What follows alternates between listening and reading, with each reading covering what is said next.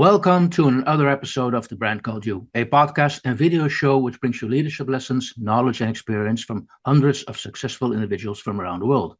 I'm your host, Frits Bussemaker, and today I have with me Kenneth Berkleef. Kenneth, welcome to the program. Thanks for having me. Yeah, allow me to briefly introduce you to our audience. You are born in Suriname, at an early age moved to the Netherlands.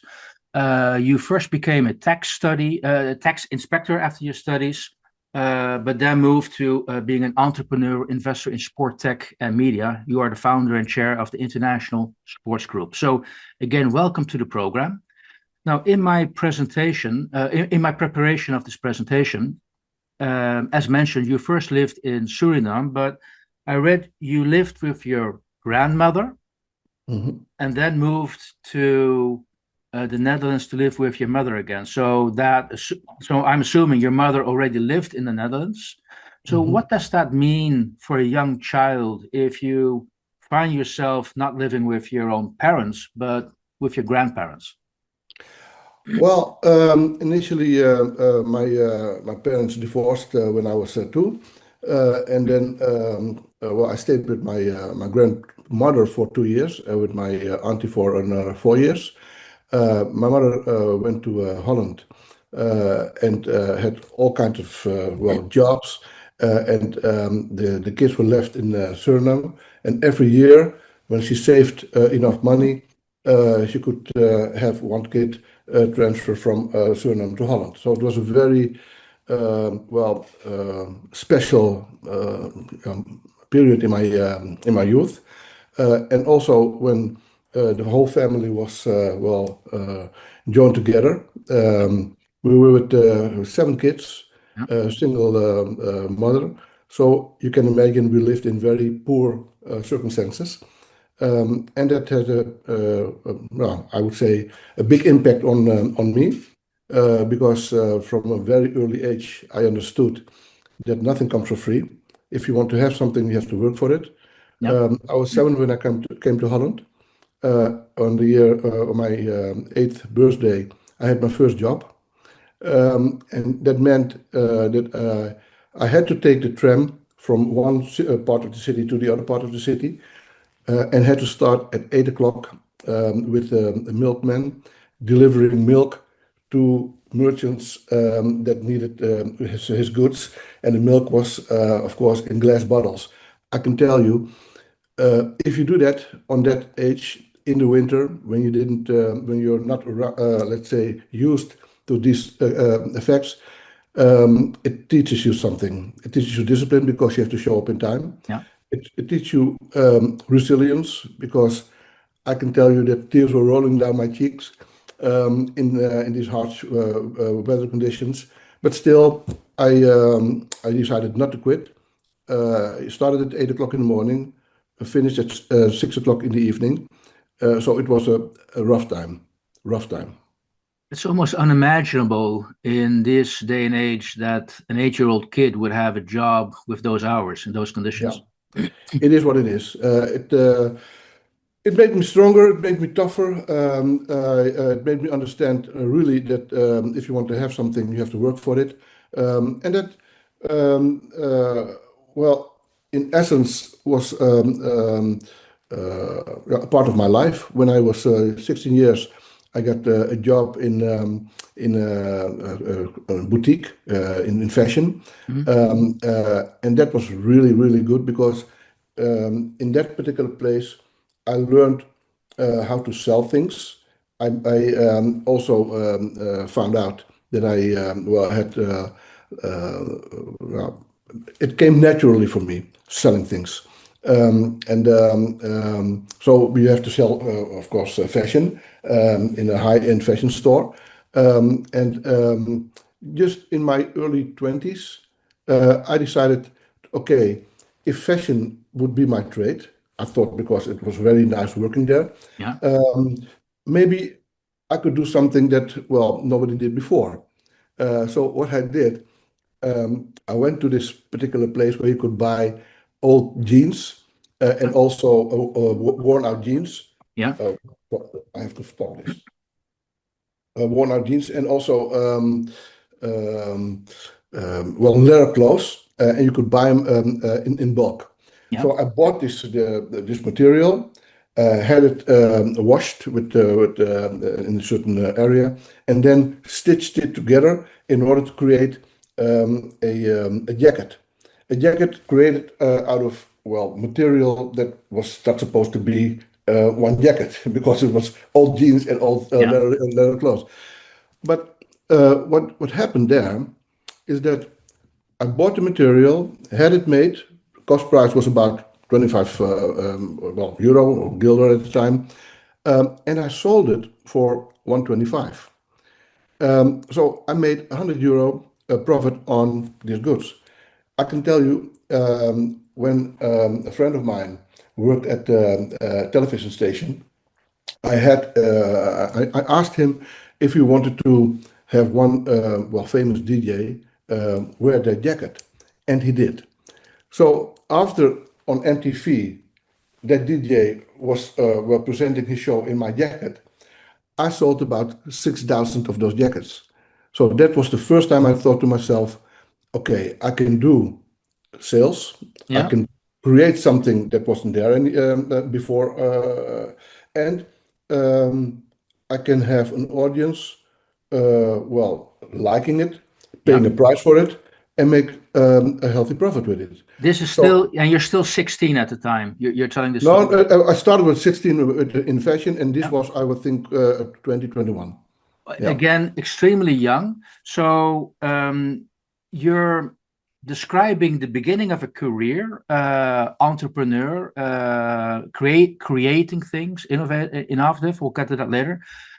But as mentioned in my introduction, you still became a tax inspector. That sounds almost like a dissonant.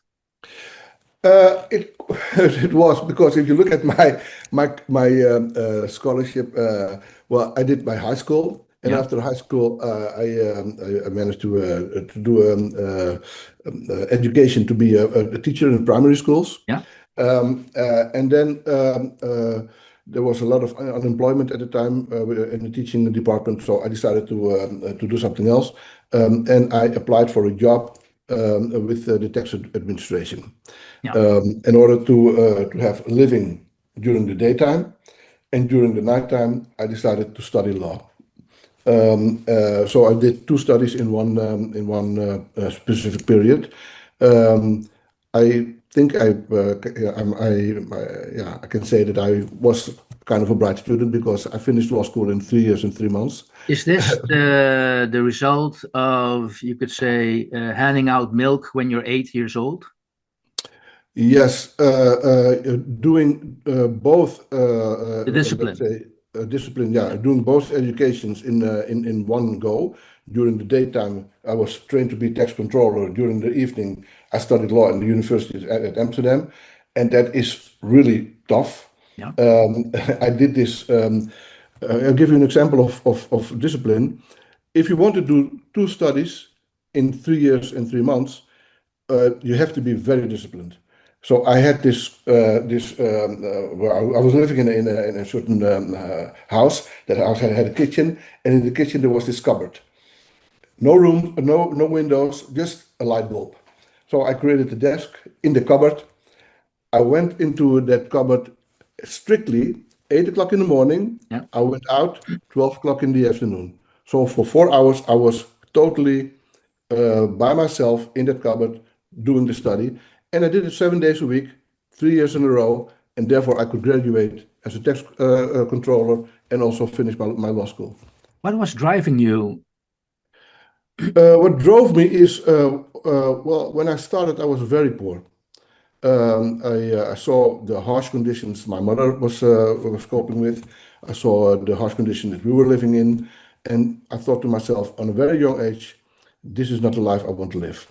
I decided that there is more in life, but as I said, nothing is handed to you for free. You have to do something for that. So discipline and resilience that is stuck with me forever, and that drove me to be innovative, drove me to see things as they are, and also what you can learn from a lot of things from, let's say, having a past that is not a wealthy past. Yeah. But what you also learn is that if you buy something and then sell it, the profit is not in the sales process. Yeah. The profit is the moment that you buy it. When you purchase something, then it's the time you have to negotiate the price.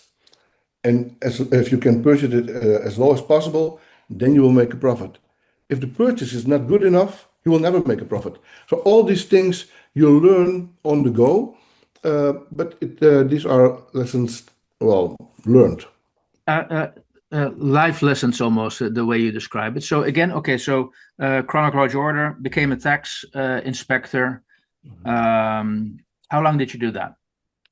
I was working for the Ministry of Finance for, I think, 4 or 5 years as a controller and inspector, and then I decided to do something which is also extraordinary. Normally, an inspector who did corporate tax law, if he would leave the organization, he would go to the Big Five, Yeah. let's say KPMG and all these other companies. And I decided not to do that. I decided to start my own firm, which was really, really not the way that people would do that. But I did it because I thought to myself, if I do have to spend a lot of hours per day, why don't I do it just for myself instead of doing it for a boss? Which I did. And I said to myself, okay, you will be giving tax advice 4 hours a day. And the other 4 hours on a day, you will be an entrepreneur. So this is exactly what I did. So I was a tax advisor for 4 hours a day, and I was an entrepreneur for the other 4 hours a day. And I did some very remarkable things as an entrepreneur, I might say. Okay, well, give us some examples because you're making me curious. Well, first of all, it started with if you look at innovation. Yeah. Innovation is something that doesn't necessarily mean that you have to create something out of the blue and then it is there. Innovation can also, or most of the time, is a combination of things that were already there, but structure it in a different way. Yes. So then a new thing then emerges. And that goes for, let's say, fiscal advice. If you are working, let's say, in the fiscality, you see that there are certain of different legislations, like income tax, corporate tax, international tax. Within the legislation, you have different spheres, like interest, like dividend. And all these different legislation parts are part of one system, but sometimes they collide. And when they collide, friction is there, and then chaos emerges, and then you have to think of a structure, of a way to structure that chaos. So if you do that, then all of a sudden you create something new, a fiscal advice based upon existing items, but structure it in a different way.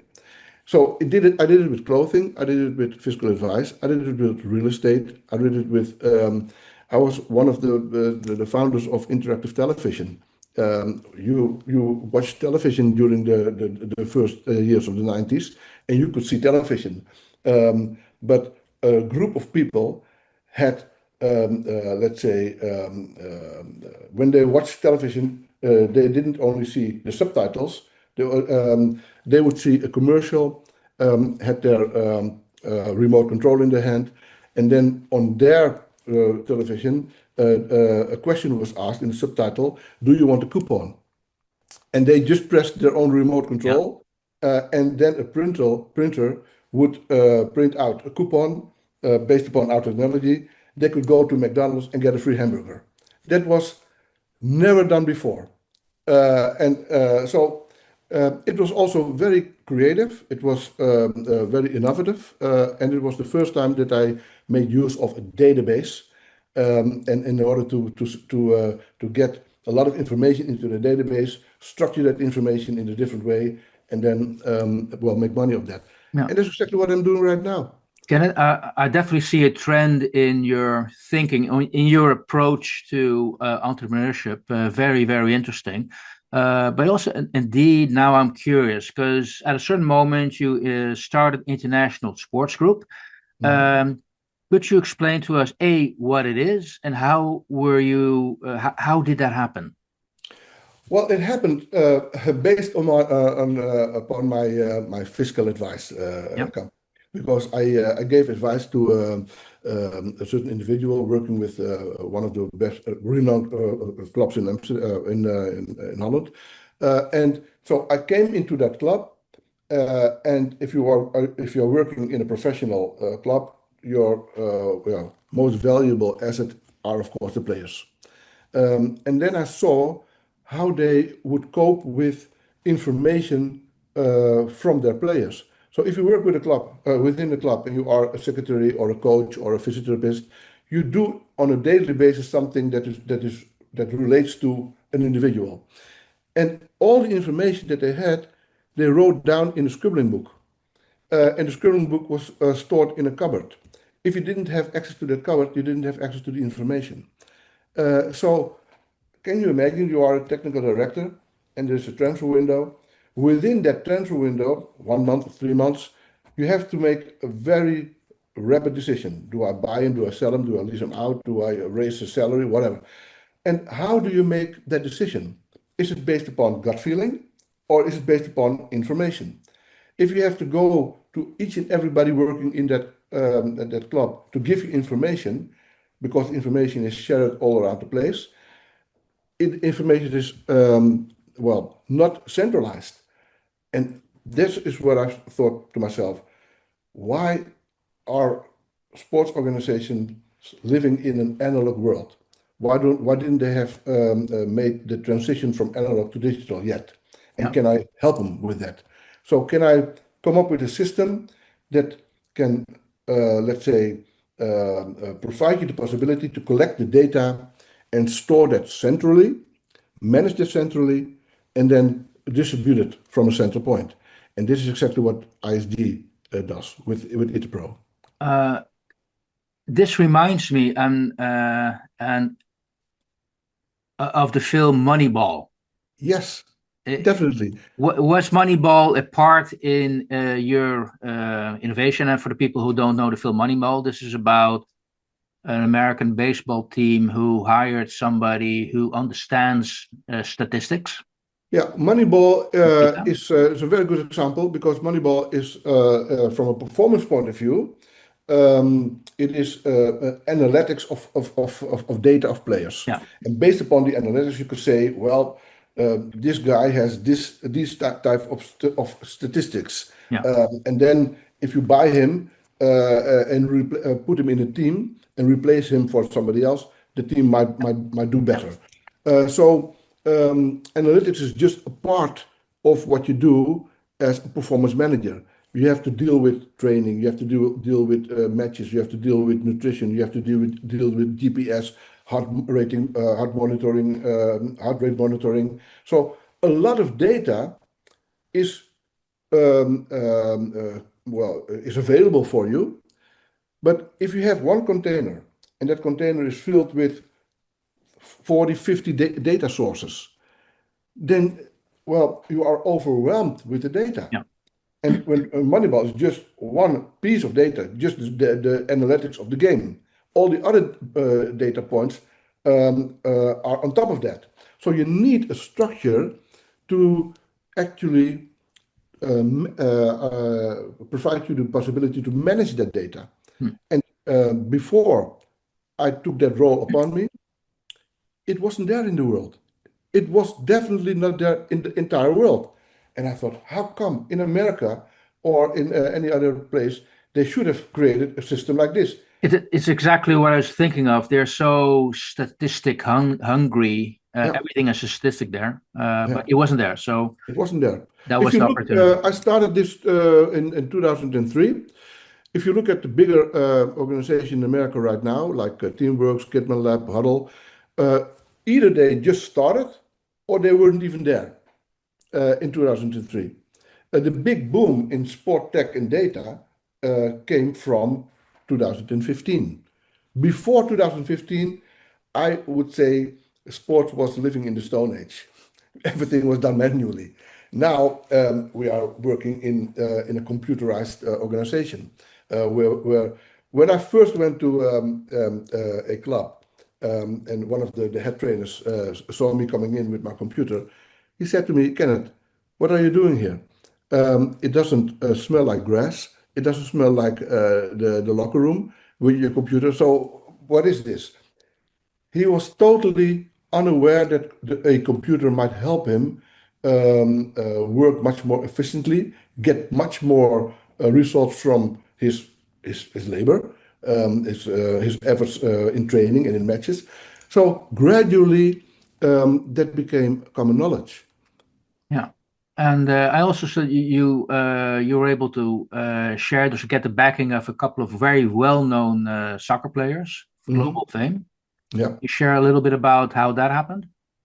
Well, it happened because when I was working in this field as an advisor, tax advisor, I came in contact with Frank Rijkaard. Frank And Rijkaard, Frank yes. Rijkaard was, well, of course, one of very good football player in Ajax and also in AC Milan, and later he became a trainer of the Dutch national team. And I met him during the time that he was his contract was terminated with Sparta. So we had free time to spend. And that was the first time that I created this idea of an enterprise resource planning system in sports. So I presented that idea to him, and he immediately went for it. He said, wow, this is good. I want to be part of your Yeah. organization." I said, "Okay, you can be, but I don't only need you for money, I need you for your network." So he brought me in contact with, famous people in football. And then after a year working together with this software program, and we visited organizations like AC Milan, like Manchester United, because I wanted to see how these professional organizations dealt with anything related to their players. Information related to their players. So after a year, he said, "Okay, Ken, I need to go to work Yeah. because we are spending a lot of money. And do you want to be my manager?" And I said, "Well, Frank, I'm a tax advisor. I, of course, know how to read and make up a contract, but a football contract is something completely different." But okay, after a while, I thought maybe it's a good idea. So I decided to become his manager. And the first assignment I had as a football manager was negotiating his contract with FC Barcelona. So this Wow. was you went into the deep immediately. So by going into this environment, uh, I came in contact with Johan Cruyff. Now, Johan Cruyff is the legend in Holland, the best soccer player Worldwide, yes. ever lived. And I was very privileged, I might say, that during, let's say, 2, 3 years, I was regularly on a week by weekly basis in contact with Johan, and we talked about everything. And what I found very interesting in talking with him is not only that he is, of course, very specialized in soccer and football, but his mind is, in my point of view, he's really a genius because he could talk about any subject. And what I found very interesting there is that he could look at, let's say, a very complex situation and then explain it in a way that everything became very simple. Simplicity was, let's say, his trademark, and I learned a lot from that because you can do if you are, let's say, in a situation whereby chaos is normal, you have to find a way to structure the chaos into something that you can understand. And you can only do this by narrowing the chaos down to something that is very simple. And that is what he did. Yeah, but I also see a direct parallel between what you're doing with data to bring that to the essence of what that data is telling you about a sports club. That's exactly when I showed him the program. He I maybe it's a harsh word, but still, he immediately fell in love with it because he said to me, Kenneth, this program of yours can be used to actually manage a club. So he said, I want Barcelona to have this. I want Ajax to have this. I want because behind the scene he was actually not ruling, but he was very influential in those organizations. And as a matter of fact, he told me once. He said, Kenneth, this program of yours should be implemented in football. You should show this to FIFA. I said, Johan, if you are a developer of software, and especially in football, of course you want to present your case to FIFA, but that is not doable. FIFA won't. Yeah, they will not allow me to present the case to them. I said, oh no. He picked up the phone in my office. He dialed the number, and on the other side of the phone was Michel Platini. He said, Michel, I want to show you something. In a week time, I'll come over with Kenneth Berkleef and we will present you something. So immediately I had access to one of the biggest organizations in the world. So this was really mind-blowing for me as well. But I also see the lesson learned, which I assume applies to any business, is the importance of relationships, of Definitely. knowing people. You still have to have something to offer, but It is not Platini would have never what picked up the phone if you called directly. no. It is not what you create and what you know is who you know. Yes. So that is the basis of everything. Yeah. What if you do business? Everything well revolves around people. So Yeah. if and there's also one other thing that yeah, I think I might add to this conversation. You can create the finest thing that you want to create, and it could be very exquisite and whatever. But if you're, let's say, if people don't trust you as a person, if your integrity is not 100%, they will do maybe business with you once, but they will never do business with you again. And well, to give you an example, it's a very strange example, but still, it is an Yeah. example. When I was the manager of Frank Rijkaard, I negotiated the deal with Barcelona. So I came in contact before negotiating that deal.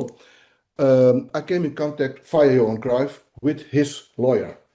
And his lawyer at the time was Joan Laporta. And in 2004, Laporta was participating in a race to become the new president of FC Barcelona, which he won.